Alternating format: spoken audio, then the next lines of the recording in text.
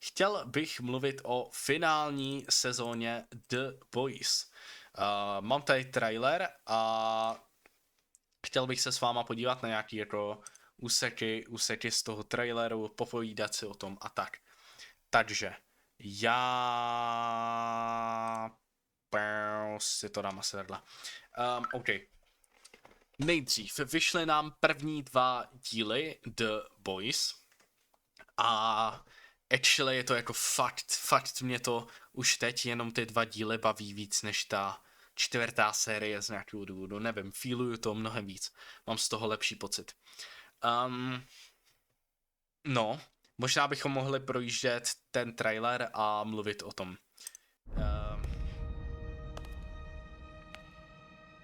My power is absolute. Myslím, že tohle je z té úvodní scény, ten začátek, jak on tam je prostě na tom pódiu, mluví k těm lidem, americkému národu, je tam ten týpek, co vypadá jako Charlie Kirk. To byla hrozně dobrá scéna, podle mě, hrozně dobrý jako vtažení zpátky do děje, připomenutí, co se děje. A je extrémně crazy to, že vlastně oni to psali před volbama v roce 2024 a extrémně moc věcí z toho se vyplnilo, jakože Homelander kontrolující prostě, co lidi repostujou a tak, ty vole. At heights no one's even dreamed of. Jde tady vidět ten týpek? At heights no one's even... Tady je Charlie Kirk, chat. Tady je Charlie Kirk a doufám, že to někdo jako oficiálně třeba potvrdí. A takže tak. Oni předpovídají budoucnost. Je to tak? No, je to tak, myslím si to. dreamed of. But I have a big head. Jak jako Anthony Starr je extrémně dobrý herec a doufám, že dostane nějaký ocenění za tuhle sérii, protože jako tenhle týpek si to extrémně zaslouží, jakože fakt jako hodně. A ty emoce, co on tam vnáší jako Homelander, jsou neskutečný. Oh, praise be. And what is it? To stejný, já nevím, jak se jmenuje, herec Butchera, ten je taky prostě tak strašně dobrý. Ojojoj, kont. Rozumíš? A to mě rovnou přivádí k tomu, že Kimiko v téhle sérii mluví, což jsem nečekal, že se stane. A nejdřív mě to sralo, ale pak začala být legendární a všechno, co řekla, je prostě hláška, takže já jsem strašně rád za to, že ona mluví. Alright, let's get to work, yeah? We think that Homelander is Jo, tam vlastně se vrátil i ten, že manžel Vicky a on mu řekl, že Homelander zabil Vicky, no. looking for the V1. Deep je absolutně úžasný opět v téhle sérii. Deep je jedna z mých nejoblíbenějších postav prostě. A i tam má ten podcast s Noirem, tak to je třešnička na dortu. Vem si na sebe kostým jeho. Čet, já mám Homelanderův kostým. Tady. Ne. To je hrozně, jak je to zrcadlové, jak na to koukám, to je jedno. Ale nebudu si obrát na sebe teď. It's Vought's first iteration of Compound V. Jo, tenhle typ. If Homelander got his hands on some, he'd be immortal. To je crazy, to mě čeká, jestli tam bude něco víc k tomu V1 nebo ne. A hlavně jestli má Sister Sage nějaký větší plán, nebo prostě jenom bude držet Homelandera na vrcholu pyramidy a bude se na tom přiživovat. We need to run while we can, however we can. Tak, hodně velký spoilery. Přišli jsme o A-Traina a jeho smrt byla absolutně úžasná.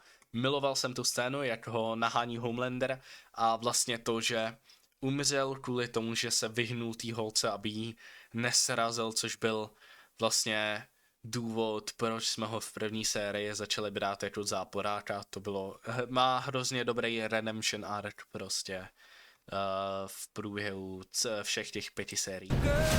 No. Jo a vrací se cast z Gen V, což je cool a nedokoukal jsem ještě Gen V, takže možná mi to malinko zkazí to koukání na ten seriál, ale snad ne, nemyslím se.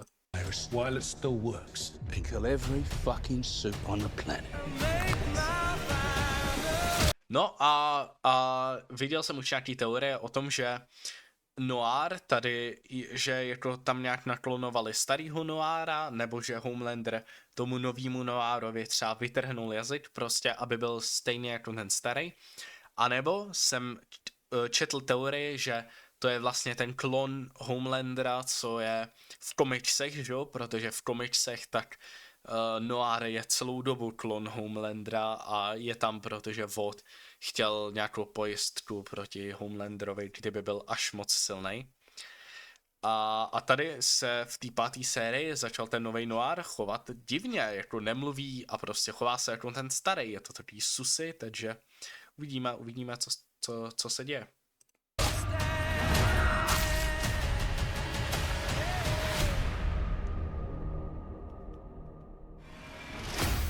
Tak a Soldier Boy je taky zpět, což jsme asi všichni na konci 3. série čekali, že neumřel, protože v poslední době v televizi prostě vždycky, když nevidíš mrtvý tělo, tak nemůžeš věřit tomu, že ta postava actually je mrtvá, což kinda jako, no, nevím, co si o tom myslet. Každopádně je zpátky a reálně Soldier Boy je zábavná postava na sledování. Ten herec je taky fakt jako dobrý, odvádí dobrou práci. A fakt jsem si myslel na konci té 2. epizody 5. série, že actually jsme jako přišli o Soldier Boye takhle rychle. A říkal jsem si, tak oni tam, že mu dají ten virus a on se mu zdeformuje obličej a prostě spadne. A vypadá to, že je mrtvý, protože další 2 ty supové, co tam jsou, tak na to chcípnou. A říkal jsem si úplně, wow, oni zabili Soldier Boye, aby demonstrovali sílu tohodle viru. A on se pak probudí, že jo, takže, ale zase jako na druhou stranu, tak asi zahodit zbytečně takhle důležitou postavu, ale čekal jsem, že udělají, nebo jako myslel jsem si, že udělají ten odvážný krok a prostě zabijou Soldier Boye jenom, aby ukázali sílu toho viru. I need you, Father. Did you fuck me? What? Is some kind of incest thing? No. Then what the fuck is this? We need to prepare America. Tohle, to je tak strašně crazy. Před volbama a tam jsou scény, kde prostě týpci agenti rejdějí baráky, protože se jim prostě nelíbí ty lidi, ty občané a jako můžeme to vidět v Americe s migrantama prostě jako ty vole, crazy. For my ascension. You one of us now? Well, if you can't beat him, join him. Yes. Then fuck it, beat him.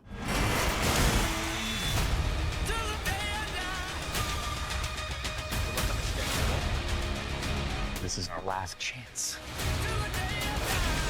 The only thing we have left is... Jo, tohle, tam ty kempy vlastně jsou i, což taky je hustý a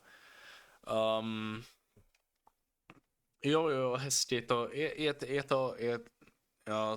no, nevím, co jsem chtěl říct, ale je to prostě opět crazy, že Homelander nechává zvírat ty lidi do těch kempů a tak. A je tam vlastně ta scéna, kde ten týpek, co žere hlínu a pak jí sere, tak provrtává tunel do toho kempu, což bylo vtipný.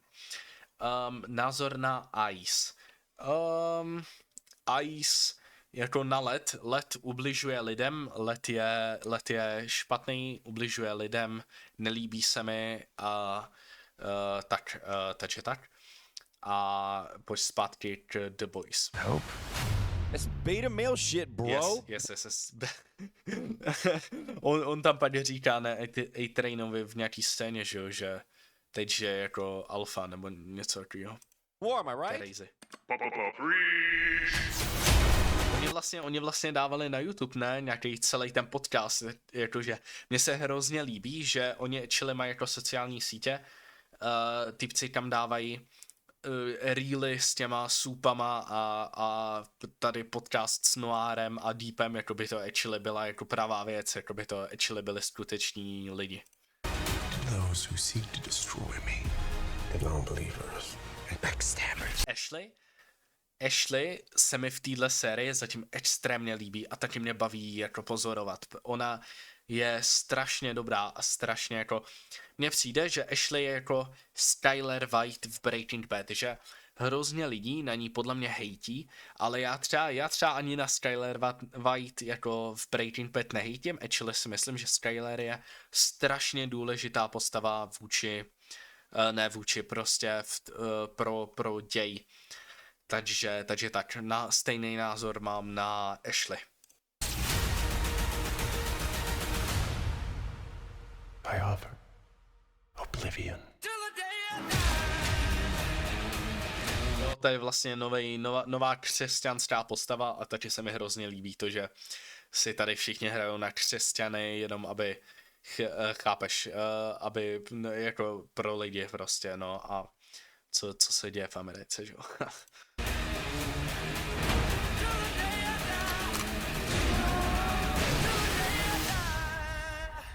A tohle, na to se nemůžu dočkat.